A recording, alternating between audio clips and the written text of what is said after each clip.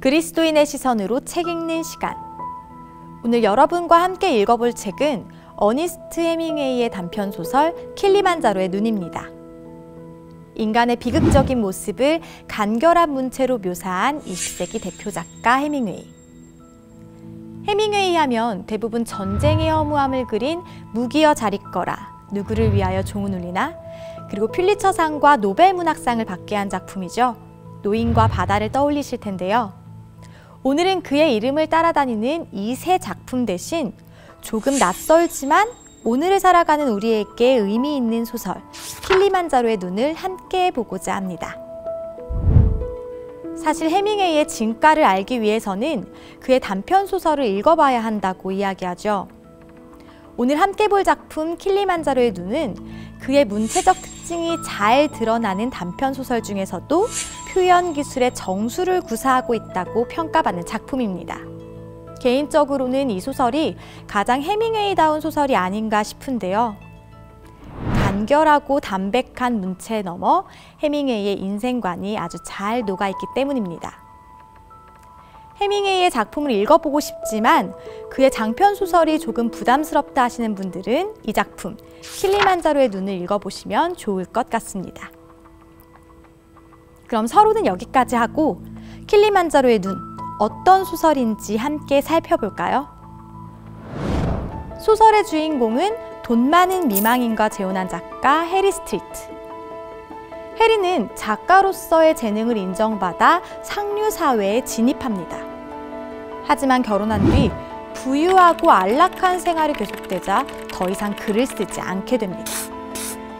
심지어 자신이 글을 쓰지 않을 때 주위 사람들이 더 좋아하는 것 같다는 생각까지 하게 되죠.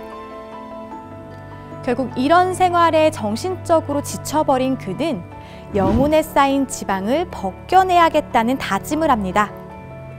그래서 곧바로 짐을 챙겨 아내와 함께 아내가 사랑하는 땅 아프리카로 떠납니다. 그리고는 아프리카의 풍경을 배경 삼아 열심히 사냥을 시작합니다. 영혼의 지방을 벗기려고 선택한 게 사냥이라니 좀 당혹스럽긴 하죠. 아무튼 열심히 사냥을 하던 해리는 아주 사소한 실수로 다리가 썩어 들어가는 궤접병에 걸리게 됩니다. 빨리 도시로 나가 치료를 받아야 하는 상황인 거죠.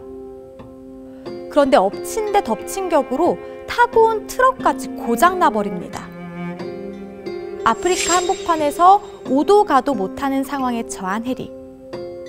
결국 해리는 썩어가는 다리를 동여매고 자신을 병원으로 이송할 비행기를 하염없이 기다리기 시작합니다. 기다리는 것밖에 할 수 있는 일이 없으니까요. 소설은 바로 이 시점, 침상에 누워 비행기를 기다리던 해리가 다리의 통증이 사라진 걸 인지하는 장면에서 시작합니다. 통증이 사라졌다는 해리의 말을 들은 아내는 당연히 기뻐했겠죠. 드디어 병이 나아가고 있다고 생각했을 테니까요. 하지만 해리는 그것이 또 다른 시작, 죽음이 다가오는 징조라는 것을 느낍니다. 자, 이제 침상에 누워있는 해리가 할 수 있는 일은 무엇일까요? 산발적으로 찾아오는 통증을 뒤로하고 해리는 어떤 일을 할 수 있을까요? 예상하신 것처럼 아무것도 할 수 없습니다. 그저 지나온 세월을 하나하나 되돌아볼 뿐이죠. 그래서 이 소설의 서술자는 지나온 세월을 회상하는 해리를 그저 지켜보기만 합니다. 그런데 소설을 읽으면서 제가 주목한 부분이 있습니다. 그것은 작가였던 해리에 대해 서술자가 평가하고 있는 문장입니다. 그는 그것에 관해서는 지금까지 한 줄도 쓴 적이 없었다. 이 쾌청한 크리스마스 날에 관해서도 쓰지 못했다. 그는 그것에 관해 한마디도 하지 않았다. 이 문장들을 포함해서 소설의 마지막 부분까지 약 18번에 걸쳐 서술자는 작가로서 해리가 아무것도 쓰지 않았다고 서술하고 있습니다.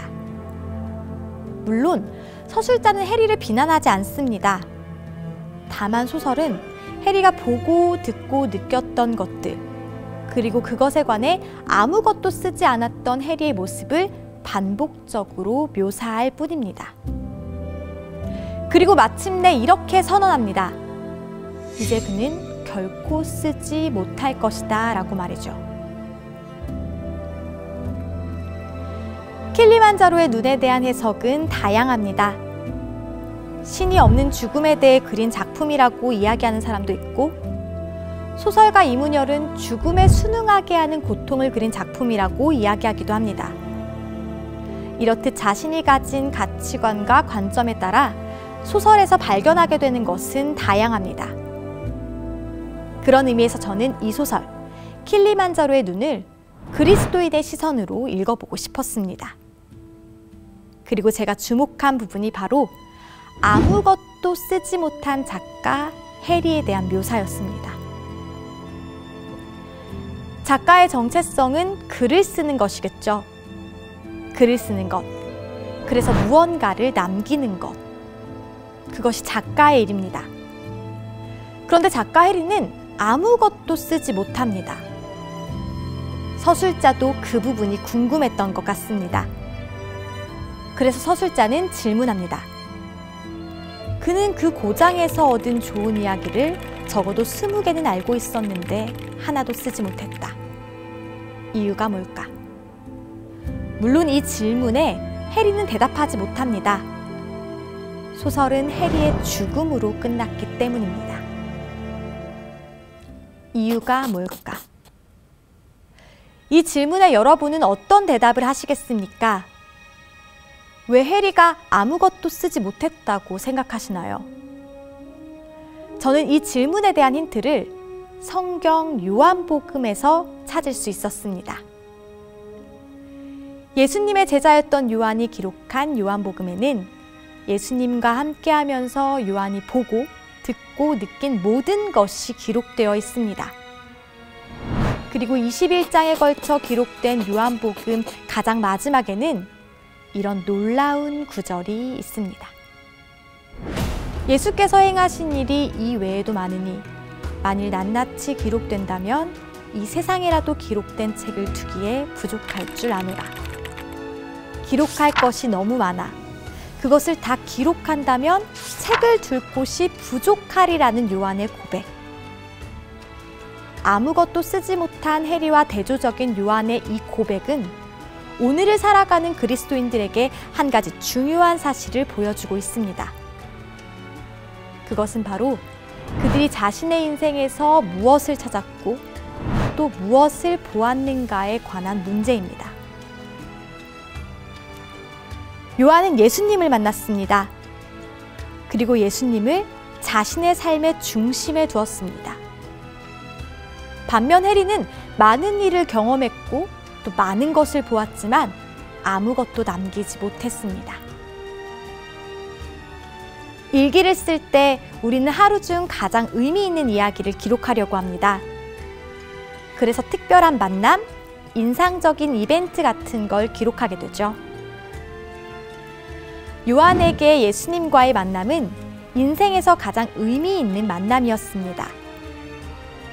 그리고 요한은 이 의미 있는 만남을 후대가 기억하길 바랐습니다. 그래서 예수님과 함께 했던 일들을 낱낱이 기록합니다.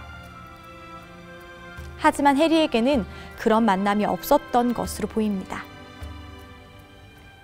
쓸만한 이야기를 알았지만 쓰지 않았다. 그건 다시 말해 쓸만한 이야기였지만 기록으로 남길 만큼 의미가 있지는 않았다는 뜻 아닐까요?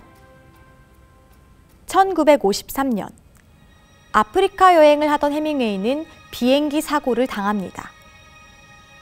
그리고 몸을 회복하기 위해 요양을 떠납니다.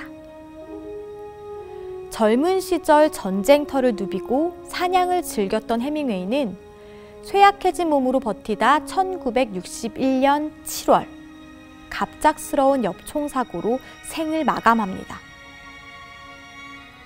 많은 사람이 해밍웨이의 죽음을 자살로 추정하고 있습니다. 확인된 이야기는 아니지만 죽기 전 몇 달 동안 해밍웨이는 글이 써지지 않아 괴로워하는 모습을 보였다고 합니다. 어딘가 소설 속 캐리를 연상시키는 말로입니다. 그가 작품 속에서 그토록 치열하게 그려냈던 허물을 느끼게 하는 결말이기도 합니다.